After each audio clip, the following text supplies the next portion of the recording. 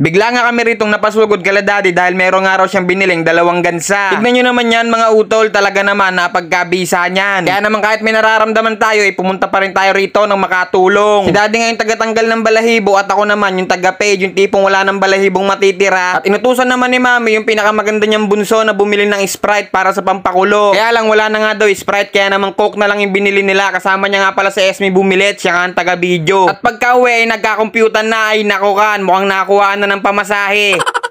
Tapos na nga namin ni daddy tanggalan ng mga balahibo to, kaya naman pinagitadtad na ng mga ganyan. Dito na nga rin dumiretso sa Airmat kila daddy sa pag-uwi galing trabaho. At dahil dumating na sa Airmat, meron kayo diyang double high.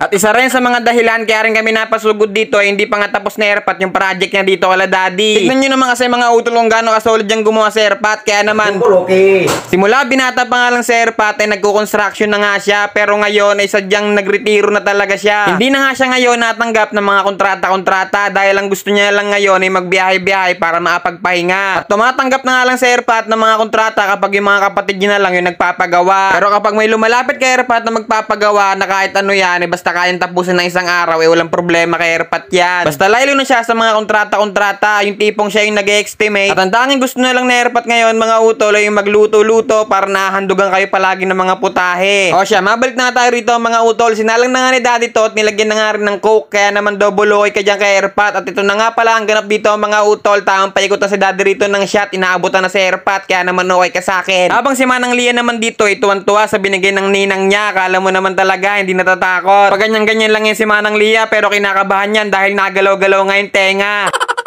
At silipin naman natin tong pinapakuloon ni daddy. Sadyang matigas pa nga to at galit na si mami dahil gutom na nga. Inabot na nga kami ng alas 9 sa mga oras na to. Sadyang matigas pa nga rin tong gansa. Kaya bad trip talaga si mami at gutom na. Kaya hindi na nakatiis at nagpabili na rito ng lechon manok na makakain na. Hindi kasi sanay si mami na napapabayaan sa pagkain mga utol. Ang pinakagabing kain niya ni alas 7. At pagtungtong naman ng 7:30 ay tulugan na kasi mga busog na. Kasi nga mga utol, nagtitinda kasi sila ng prutas. Kaya kailangan din talaga nila magpahinga ng maaga kasi napakaaga rin talaga nila magbukas. At pagka-uwi nga namin dito ay pansinin nyo si mami nandiyan lang nakaupo sa lamesa dahil gutom na yan. Tignan nyo naman kasi mga utol, sa sobrang gutom tinatanggal pa lang yung plastic, may kumukuha na. Sino yon? Kilala ko yon. Tignan nyo si mami, ready to eat na agad oh. Ayaw nga ni daddy yung ganyang ulam mga utol, kaya naman pinakanana kay airpat yung gansa. Mabilis nga lang kakanain na airpat to mga utol dahil gutom na yung mga tao dito. Paano ba naman kasi alas 10 na sa mga oras na to?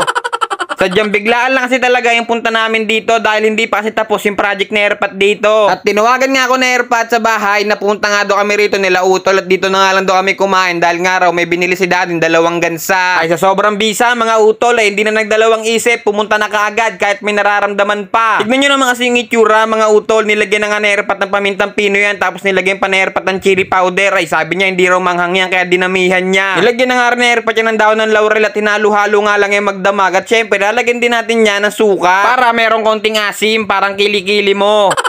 Oy, tinamaan, inamoy yun sa kanya kung maasim ba talaga. At sa huling pagbukas ay uhusgahan na airpat yan kung gaano kabisa ba talaga, kaya sumandok na kagad dito at tinikman na. Siyempre hinipan na muna at pagkatikim talaga naman double okay ka kahit saan ka mapunta. Tignan nyo naman kasi yung itsura mga utol, talaga naman panlaban kahit sa boxing pa yan. At dahil tapos na nga ganapan na airpat yan, eto na nga mga kaganapan dito. Tignan nyo naman si Manang Lia kung gaano kaharot at si Esme naman dito, tignan nyo kahit buto na, wala talagang kaawa-awa yan oh. At si daddy naman dito ay nagmamadali na nga sumandok, kaya naman napa-okay pa nung nahusgahan din. Kaya tignan din natin ang mga reaction nila rito mga utol kung gaano ka-quality. Okay! You know. You know. Quality me. You know. Hadi. Uy. At si Manang Lia naman dito ay sadyang natuwa na, hindi na natakot sa binigay sa kanya. Nararamdaman niya na eh. Wow. Nararamdaman niya na eh. Lakasan mo, Lia. Lakas. Kukunin mo ito.